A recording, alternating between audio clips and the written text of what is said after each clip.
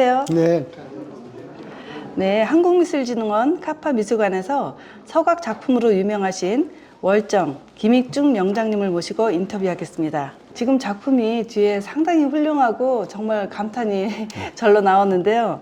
어떤 계기로 작품을 활동을 시작하게 되셨는지요?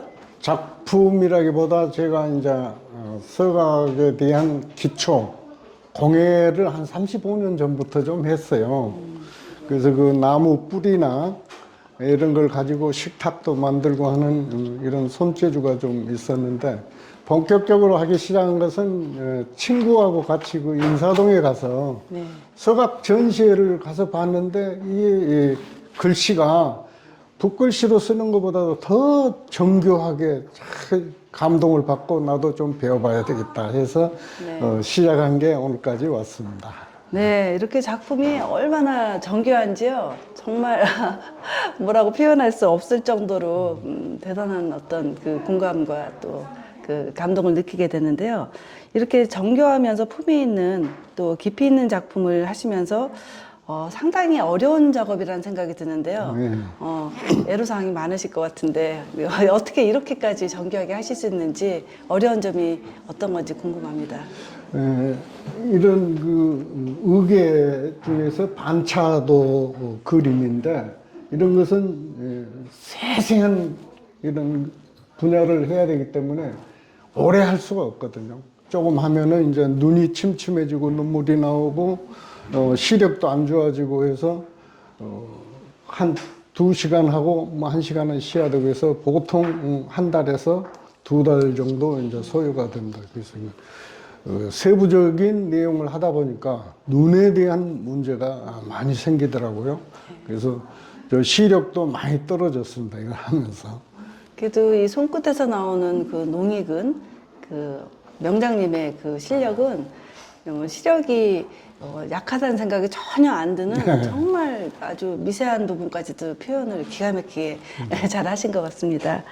명장님께서 생각하시는 서각의 매력과 명장님께 서각이란 어떤 의미인지 한 말씀 부탁드립니다. 제 생각에는 그 훌륭한 서각이라는 것은 글과 그림을 통해서 아름답고, 일단 모든 것이 아름답고 예술적이고, 또 더불어서 그 상업적인 이 가치가 있어야 된다.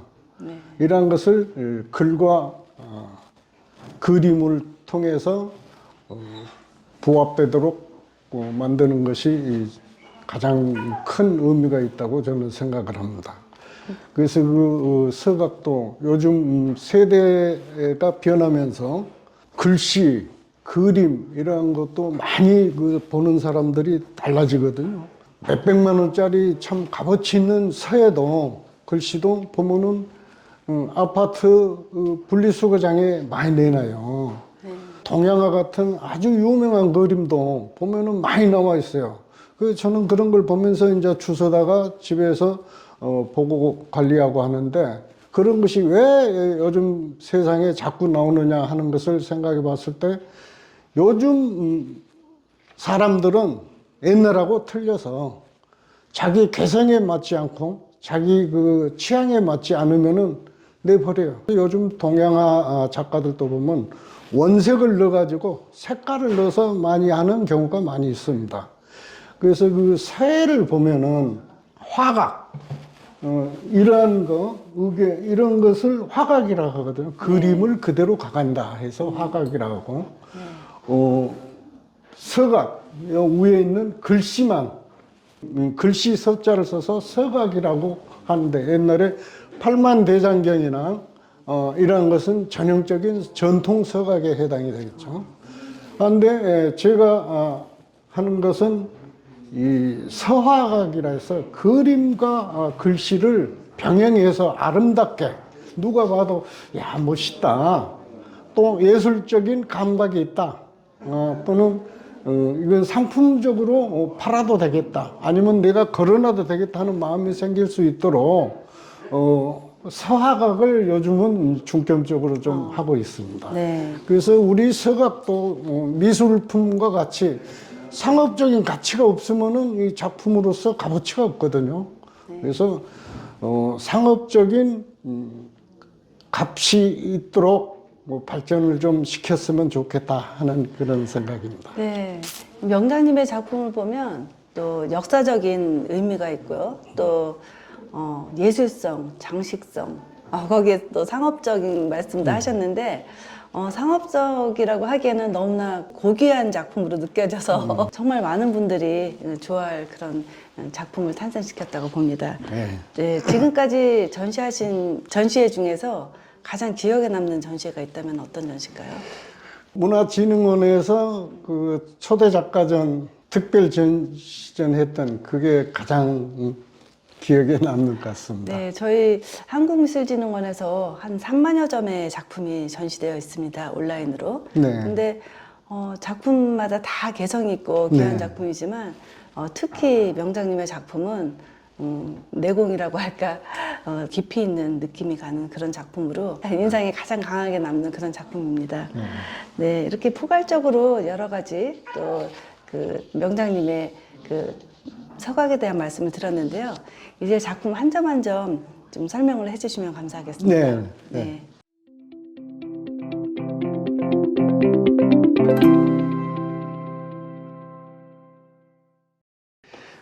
이 작품은 호랑이와 용이 꼭 싸우는 것 같이 돼 있지만은 이게 용호상박이라는 의미가 서로 상생한다, 서로 도와가면서 사는 것을 의미하거든요.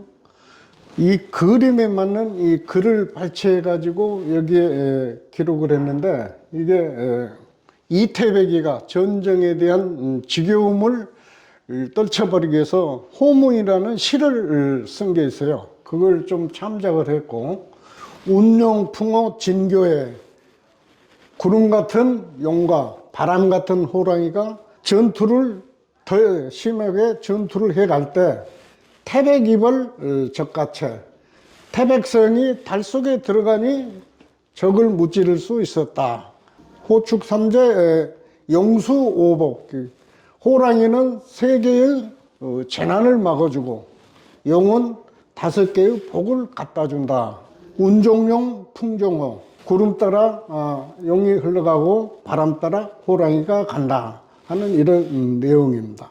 그래서 그런 것을 알기 쉽게 하기 위해서 여기에 한글로 이 뜻을 기록해서 봤거든요.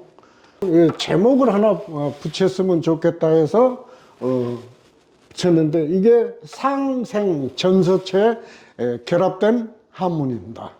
이거는 이제 호연지기를 제목을 달았는데요.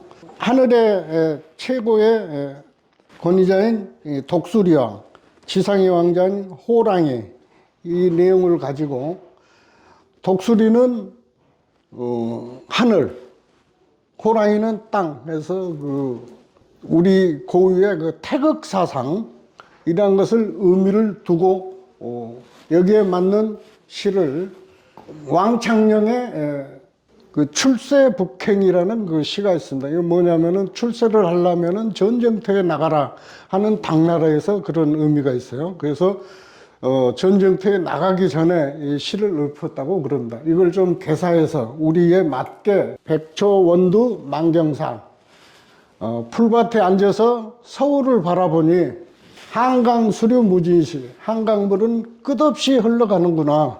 추천 광야 행인자, 푸른 하늘 위에, 가을 하늘 위에 행인은 발길이 끊어졌고 마수 붙고 지시수, 말 타고 북으로 가는 사람은 누구일까? 이게 무슨 뜻이냐면은 하늘과 땅, 천지 이런 것을 생각하면서 이렇게 남북 대화가 끊어졌는데 북쪽으로 누가 가서 옛날 우리의 성지였던 만주 일대와 이런 그 바이칼 호수 지역 일대 이런 땅을 찾을 수 있을까 하는 의미로 큰 뜻을 품은 우리 젊은 사람들의 의미를 좀 담아봤습니다. 여기 있는 세 작품은 정조대왕이 1795년에 어머니 해경궁 홍씨를 모시고 동갑인 아버지 사도세자의 한가변을 기념하기 위해서 수원 행성에서 행사를 했던 내용입니다. 그중 2월 11일부터 16일까지 일주일간에 걸쳐서 해감년과 그에 따른 행사를 한 것을 화가 7명이 이것을 반차도로 그림을 그려서 8폭의 병풍으로 만든 내용을 제가 이걸 8개 작품을 다 조각을 했습니다. 그래서 그 중에서 대표적으로 3점을 가지고 설명을 드리겠습니다. 이거는 그 화성 성묘 전배도인데 정조대왕이 아버지 사도세자의 묘에 처음으로 내려가서 성묘했던 그런 장면을 그린 내용이 되겠습니다.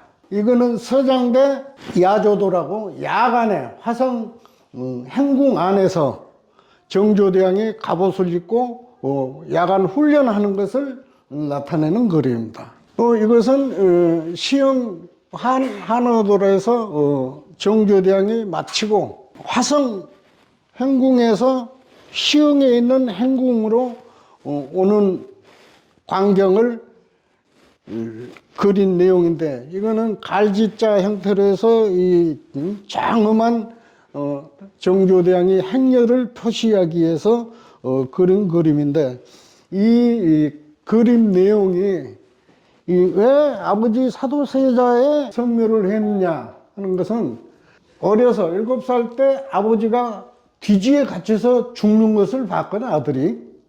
그런데 영조대왕이 100년 동안은 사도세자가 어떻게 죽었다는 내용을 입 밖에 하지 말라는 금언을 내립니다. 이걸 어길 시에는 역적으로 해서 처단하라 하고 최재공한테 이야기를 했어요. 그래서 사도세자가 어떻게 죽었는지, 왜 죽었는지 이런 것을 일체 언급하지 않도록 했습니다. 그러나 정조대왕은 어려서 자기가 눈으로 봤기 때문에 아버지에 대한 안타까움과 어려움, 이것을 생각해서 그 아버지 사당을 만들고 거기에 가서 제일 먼저 성묘를 하고, 이것은 갑옷을 입고 화성 행궁에서 훈련했던 내용인데, 이게 왜 이런 내용이 들었을까 하는 것을 역사학자들이 연구해 보면은 그 당시에는 당파 싸움이 많아가지고 왕권이 아주 약했어요.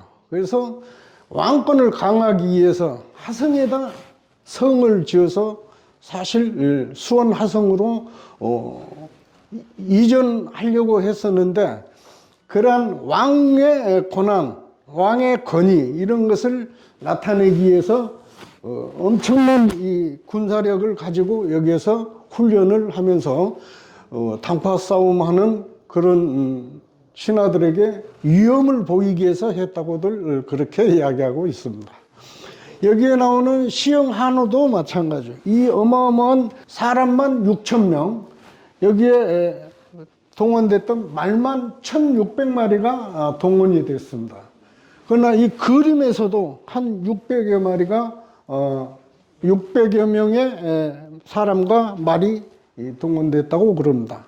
이것을 7명의 도와온 화가들이 그린데, 이거는 그 당시에도 굉장히 인기가 많고 좋은 그림으로 해서 지금까지 전해오고 있는 걸작으로 평가되고 있습니다. 이거는 정조대왕의 팔폭 병풍에 대한 것을 좀 강조하기 위해서 증조 할아버지인 숙종에 대한 장례 행차, 국장도감을 한번 만들어 봤습니다. 그래서 국장도감이라는 것은 왕과 앙비가 돌아가셨을 때 장례 행사를 하기 위해서 임시 기관으로 설치해 가지고 거기서 장례 행사를 했던 사항입니다. 할아버지 영조께서 정순 왕후하고 그 혼례를 했던 내용이 있거든요. 그 가래도감이 있는데, 그것도 마찬가지 결혼식을 하고 백성들에게 보여주기 위해서 시가 행진 내용도 아울러서 같이 조각을 해서 가지고 있습니다.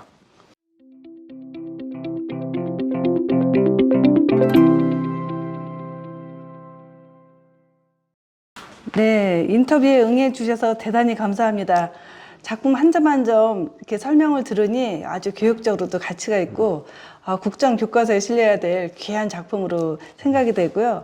옛날에 태어나셨으면 그 궁전에서 대단한 역사 화가로 우리 역사책에서 뵐만한 분이 아닌가 이런 생각이 듭니다. 이렇게 감사합니다. 뵙게 돼서 대단히 영광스럽고요.